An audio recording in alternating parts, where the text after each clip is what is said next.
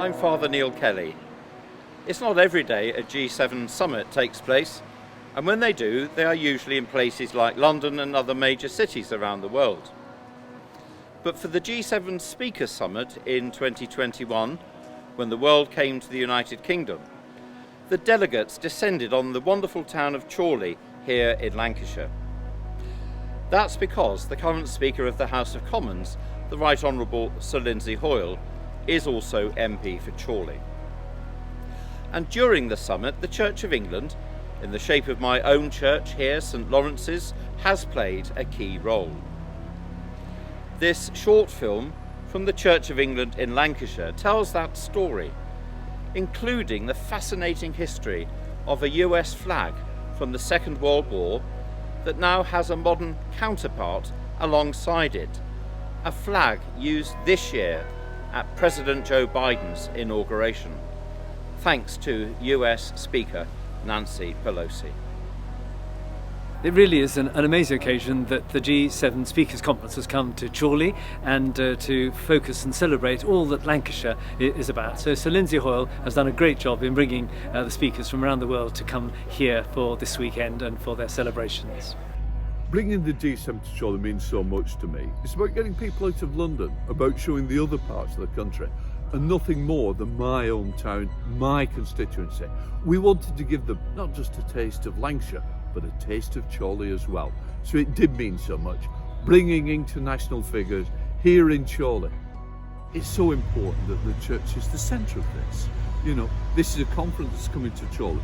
Faith is important to people, and it's the bond of faith. As the Pilgrim Fathers went to America, of course, the church has continued to play a part. And I think it's so important to be here with Father Neil to a special G7 service, which is so important to me. And I think it's so important to the other speakers that are coming. It is about our faith. It's about the bringing together of faith, which matters. Because the conference is about fighting hate, intolerance and terrorism. It is about the freedom of democracy, the freedom of faith.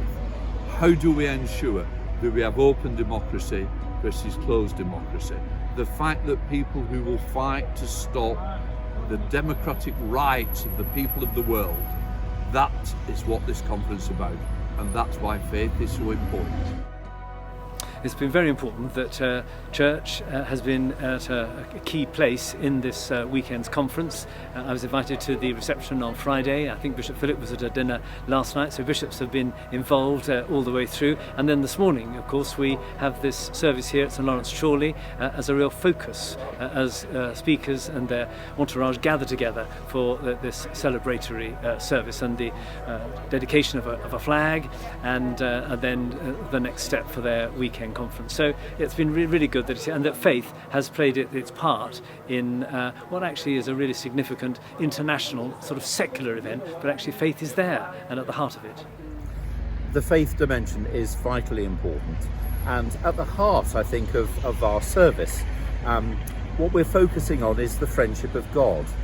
We're looking at Old and New Testaments and ways in which friendship is referred to, but also throughout the whole theme of the worship, the bonds that link us together, which in Christ are very real, strong bonds, but how we celebrate God's friendship and how we demonstrate that in the way we live is of vital importance. 401 years ago, Myles Standish and others set sail for a new world. They were compelled by a new vision, a new way of living. We've celebrated the story of Myles Standish and the founding fathers again this weekend. And the very special gift of a new American flag to be in this church is a symbol of friendship and unity. For us here in St Laurence's, it is a gift beyond price, and we are truly indebted, Speaker Pelosi, to you for enabling this gift to happen. The gift of friendship with each other, with God, is a pearl beyond price. May God bless the nations of the G7 with the gift of friendship, and may your political actions speak louder than words and bring with them a whole new vision, a whole new way of living.